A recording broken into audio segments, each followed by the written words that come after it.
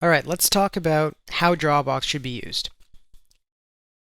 There's, a lot of exercises. They're put in different places in the lessons, and so it can be a little bit unclear as to what order you should be doing things in.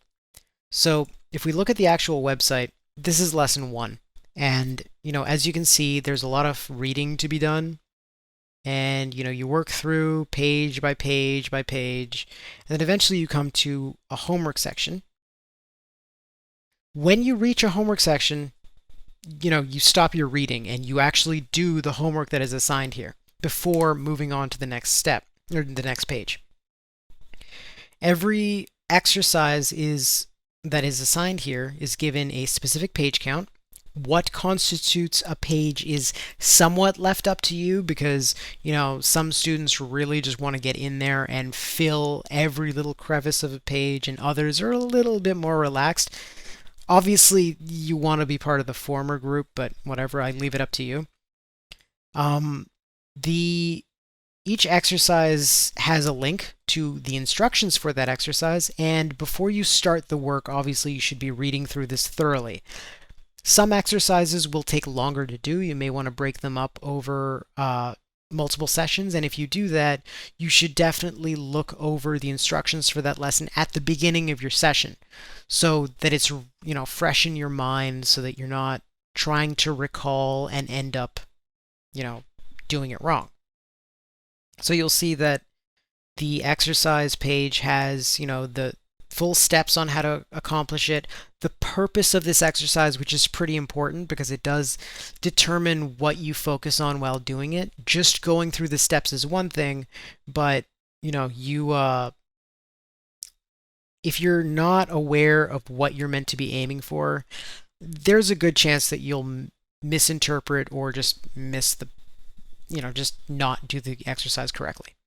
There's also an example of what one page might look like.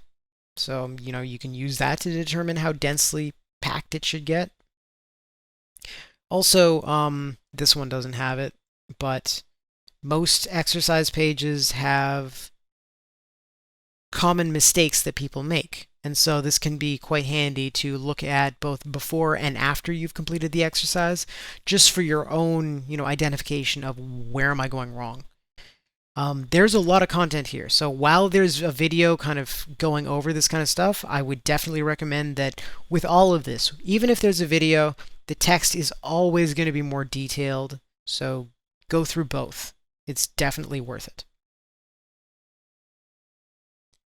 Now, going back to the homework section here, when I say I want 2 filled pages or 1 filled page or whatever, that's not a minimum. It's not a suggestion. That is the number of pages that you should be doing to the best of your current ability. I don't want you to rush. I don't want you to think that you need to get it done in a certain amount of time. You just need to invest as much as is needed to do that to the best of your ability, because the purpose of all of this is not to get better at the exercise. You could just have the exact same amount of skill demonstrated from the beginning of the first page of these superimposed lines to the end of the second page.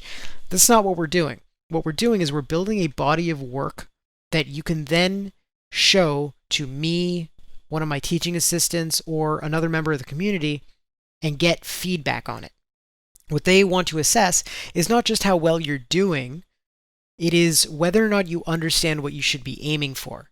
So you may get feedback on, you can do this to get better results, but the main focus is on whether or not you understand, because at the end of the day, practice will result in improvement as long as you're practicing in the right direction.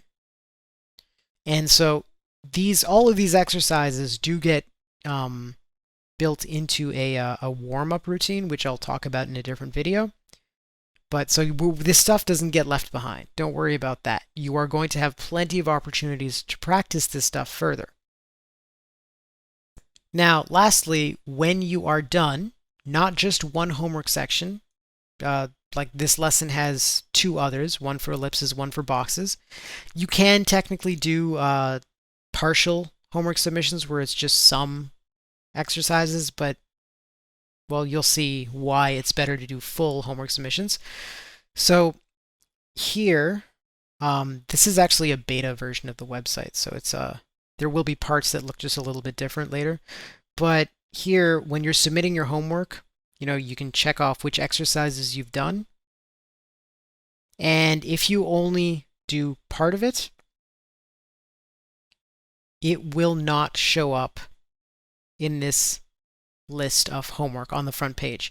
It'll show up down here as in your sketchbook. Your sketchbook has been updated, that sort of thing.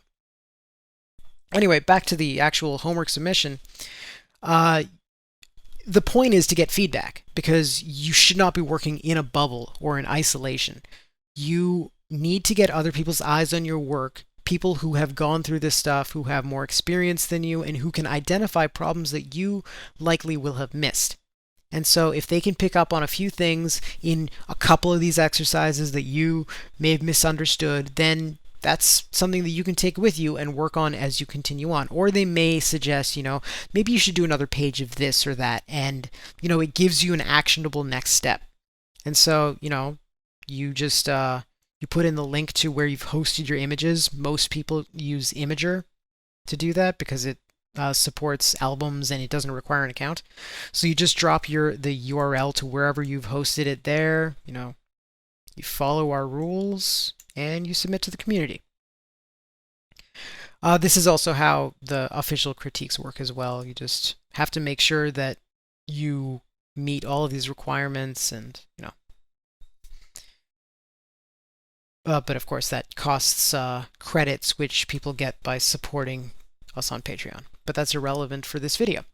So that basically goes over, where to stop, do the exercises, go back to reading the notes or reading the lesson once you're done the exercises for that section, and then when you're done, submit it for critique. There's also you can do the same thing on the Discord community where you can get more immediate responses, but it tends to be less in depth.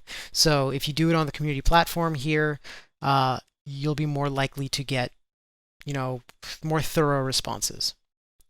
That should cover everything.